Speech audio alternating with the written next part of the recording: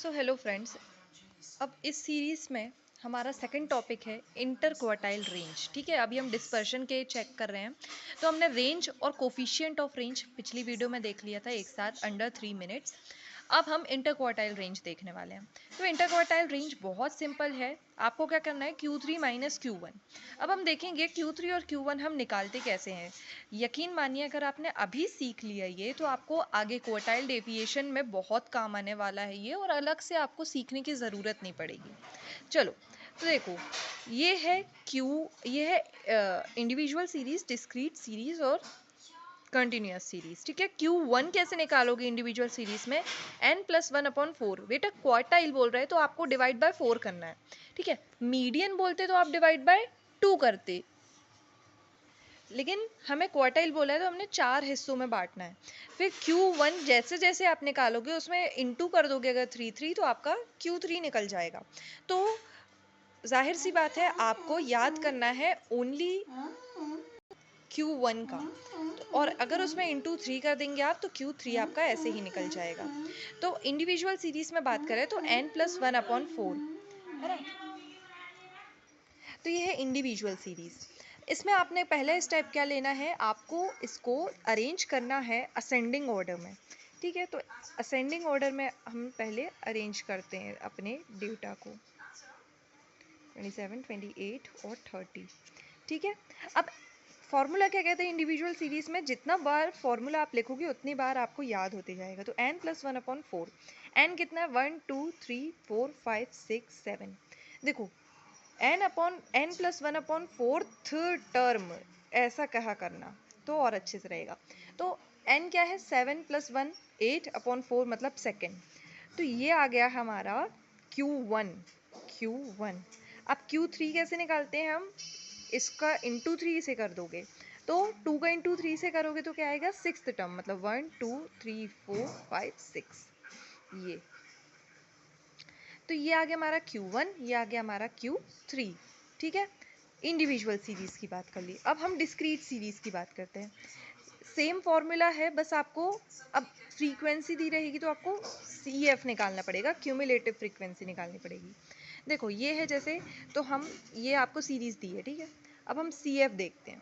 तो ये 2 आएगा, यहाँ 10 आएगा, है ना, ये F है क्योंकि। तो 2 10 फिर 30 65 एंड देन 107 और 127। ठीक है, ये आ गया CF।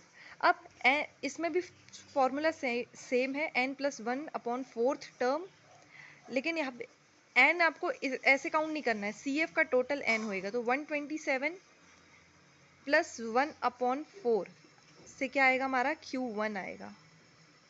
तो 128/4 मतलब हो जाएगा हमारा 32nd टर्म। अब 32nd आपको देखना है कि किस में पड़ रही है 32nd। तो कौन से CF में पड़ेगी 37, ये। तो ये हो जाएगा हमारा Q1। अब इसका इंटू 3 से कर दोगे तो Q3 आ जाएगा। तो 32 इंटू 3 इज 96। 96 आपकी किस में पड़ेगी, इसमें फॉल करेगी तो 50 हो जाएगा Q3। तो ये आ जाएगा Q1, ये आ जाएगा Q3। कई बार क्वेश्चन में होता है इतने पास हो जाते हैं, कई बार बहुत दूर दूर हो जाते हैं, तो इससे आपको घबराना नहीं है, सही आंसर ही आ रहा है। अब हम बात करेंगे कंटिन्यूअस सीरीज़ के बारे में। ठीक है, तो कंटिन्यूअस सीरीज़ का फॉर्मूला क्या है, L+n/4 - CF × H/F।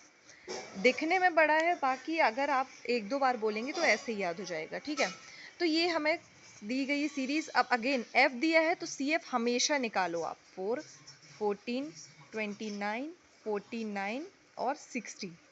अब अगेन फॉर्मूला लिखो पहले, L1 प्लस मतलब लोअर लिमिट प्लस n/2, ये Q1 का है। ठीक है, Q1 n/4 सॉरी, है ना, क्वार्टाइल डेविएशन में हमेशा n/4 रहेगा।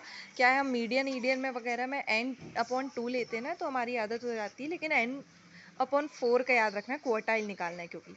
-CF/F × H, ये आपको मीडियन के फॉर्मूला जैसे दिखेगा वैसे ही फॉर्मूला ये भी है ना, सेम।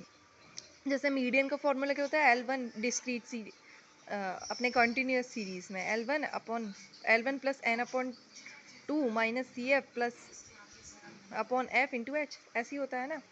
तो ये सेम ही है बहुत कुछ। चलो तो n अपॉन 4 कितना आएगा हमारा, 60 अपॉन 4 आएगा 15।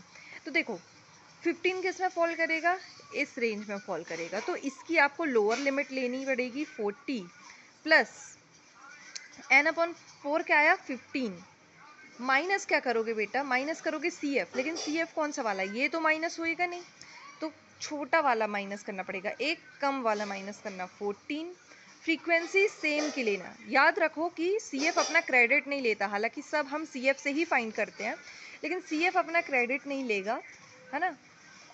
देखो सी एफ से ही n/2 का भी पता चला और n/2 से ही लोअर लिमिट और सबका पता चल रहा है। फ्रीक्वेंसी भी इवन हम सामने ही वाली लेंगे, लेकिन सी एफ क्रेडिट नहीं लेता, अपने से छोटे वाले को क्रेडिट दे देता है, ये याद रखना। इनटू h कितना है 20 है, ठीक है। तो अब Q1 निकालोगे आप, ये Q1 आ जाएगा, और Q3 कैसे निकालेंगे मैं बताती हूँ, ठीक है। तो जल्दी जल्दी सॉल्व करते हैं। 1/15 इंटू 20, यह आ जाएगा 3, यह आ जाएगा 4, तो यह आ जाएगा 40 प्लस 4/3, तो यह आ जाएगा 40 प्लस 1.3, यह आ जाएगा 41.3। अब Q3 के लिए ऐसा नहीं करना बेटा कि इसी का तुम इंटू कर दोगे 3 से, ये बहुत गलत हो जाएगा। अब आपको फिर से क्या करना है, n/4 जो आया था आपका 15 का इंटू 3 से करो तो आएगा 45, क्योंकि सारी चीज़ें बदलेंगी यहाँ। आप देखो मैं बताती हूँ, 45 किस में फॉल करेगा, इस रेंज में फॉल करेगा। तो आपकी लोअर लिमिट भी बदल गई, क्या हो गई 60, प्लस आपकी सी एफ भी बदल गई, क्या लोगे, एक पहली वाली सी एफ लोगे, तो n/2 कितना है 45, माइनस करोगे 29, एक पहली वाली सी एफ, और उसी वाली एफ फ्रीक्वेंसी 20 इंटू 20 से 20 कट जाएगा, 60 प्लस 16 इज इक्वल्स टू 76 आ जाएगा। तो आई होप आपको Q1 और Q3 निकालते बन जाएगा और इंटरक्वार्टाइल रेंज निकालते बन जाएगा, क्योंकि इंटरक्वार्टाइल रेंज का फॉर्मूला सिंपल है Q3 माइनस Q1, और Q3 और Q1 मैंने आपको निकालना सिखा दिया। अब आगे के स्टेप्स बहुत ईजी हैं, आपको एक बार में समझ में आ जाएंगे।